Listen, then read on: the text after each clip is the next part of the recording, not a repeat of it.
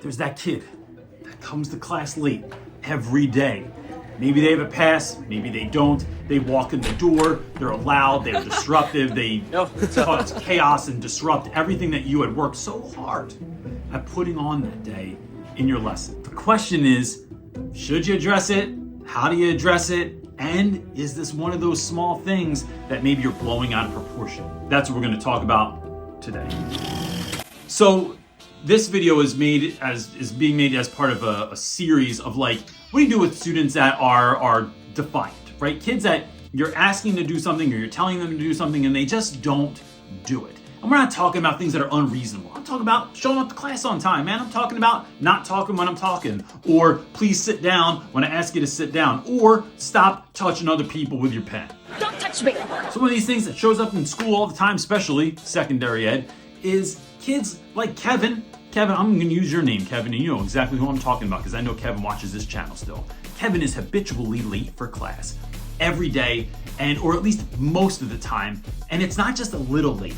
It's late enough that it causes a disturbance in class and in their grade. It also stops the flow. So you know, if you watch my beginning of the how to start your class like a boss, it's like the how to start your first 10 minutes. You know that when you create that flow, you get that rhythm going, and someone walks in 11 minutes into class. Yo. What's up? And they're loud and they're disruptive and they're fist bumping everybody and saying what's up and hollering at someone. What up, player? It is maddening because it ruins your whole rhythm of your classroom. So what I do with kids like Kevin is, this is not a conversation I want to have now. I don't want to ask why you're late, where you were. I don't want to tell you that you need to be on time all the time. Kevin can't do this every day, be on time, because what's Kevin going to do? Now Kevin has an audience, or the spotlight is on him in front of everyone else, and you get combative behaviors. And I never, ever, ever want to be in a power struggle with a student. Meaning, I don't want Kevin to say, why always picking on me? Or I wasn't even that late, or I was taking a test, or I have a pass, or, you know, you're always doing this to me all the time. I don't want to have those moments with the student. So instead, it's, Kevin, can you make sure that you see me after class or after school? If that doesn't happen, go find Kevin, bring him into your classroom. But you need to meet with Kevin in a time that is not during class, because this is going to do two things. One, it's going to allow both of you to come into this after taking a breath and not acting out of emotion. You never want to act out of emotion when you're in the education space. It is like a teacher that is trying to have a rational conversation while they're aggravated with a student who's aggravated is just going to go nowhere fast. The other thing it does, like I mentioned earlier, takes away the audience. There's no one in here to listen to this now. And the third thing rather that this is going to do is it's going to allow you both to have a back and forth conversation, right? Where one of you is not dictating to the other, you are talking and working through something together and showing the student what that looks like, because many students have no idea how to have that kind of conversation. Then it's always important to me to explain to a student not what they did, although I need to let them know what they did, because let's be honest, kids don't even know they're doing stuff half the time, right? Like they just are like making noises on their desk, drumming on something, chewing on something, clicking something. Shut up, shut up, shut up. And it's annoying, or it's a nuisance, or it's distracting to the class, but they're like, oh my bad, I didn't even know I was doing it. It's telling a kid what they're doing and then explaining why this is a problem. And the why can never be because I said so, because the school said so, because that's just the way that it is, because I'm the teacher and you're the student. No kid is going to, like, I'll say most kids are not going to play into that, especially if a kid that's showing up late to class, they don't care anyway. So what you want to do is explain to them why that's an issue. And for me, it always comes down to, look, I'm trying to make the best class of the day, right?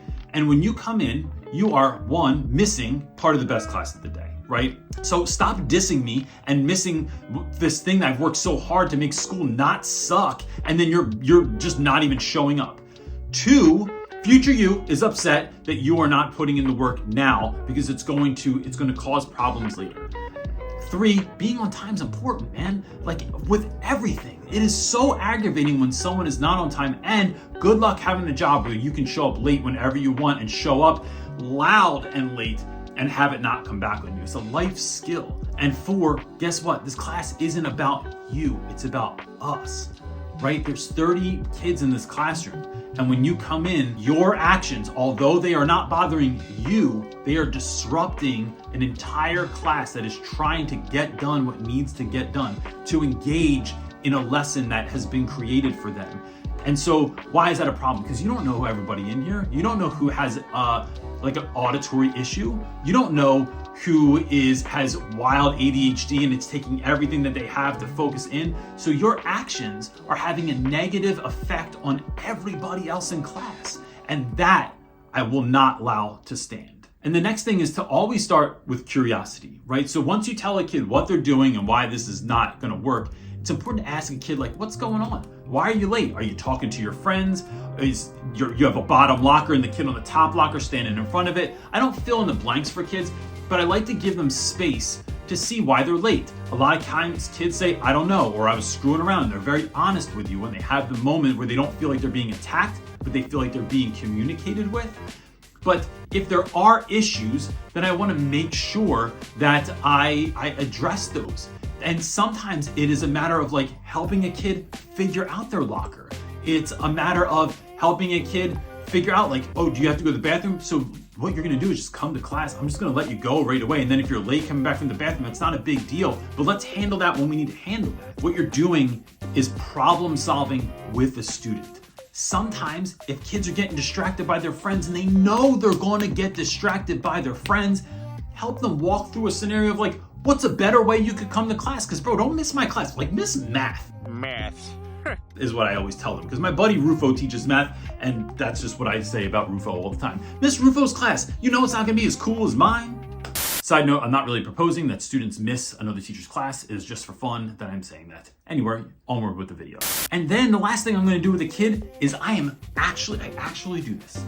I practice what it looks like to show up late. So even if you are late for my class or another class, what should that look like? It should look like coming in quietly, shutting the door quietly, going directly to your seat, not engaging with other people, not talking to me, just sitting down, and when I can come over to you, I will come over to you. Raise your hand, let me know you gotta talk to me if so, or coming up to me after class. It's always something that can be handled later. You were never late to class for an emergency that is gonna be something that needs to be talked about right now. And shoot, if it goes further than that, work on how to be on time. Like walk from that kid's previous class after school and come down to your classroom and show them, here's how you are on time. This is the level of quickness that you should be walking with. Here's the side of the classroom. These are the things you should be doing. And all of this is doing a number of things. It's addressing real world issues. It's addressing it without getting mad. It is building time in with a student that is ultimately creating relationships, and it's taking a student's issues seriously and showing them how important this is to you. Because sometimes we as teachers, you all know this, we know things are important before kids know that they are important. If you didn't catch last week's video on how to get kids to pay attention that are refusing to sit down, it's a great one to watch. Or go over and check out the how to start your class like a boss. The first 10 minutes of your class locked in so that you stop having a lot of these issues anyway. Please don't forget to hit the thumbs up button. It helps us get out to more people. That's it, gang. We'll see you next time. Peace.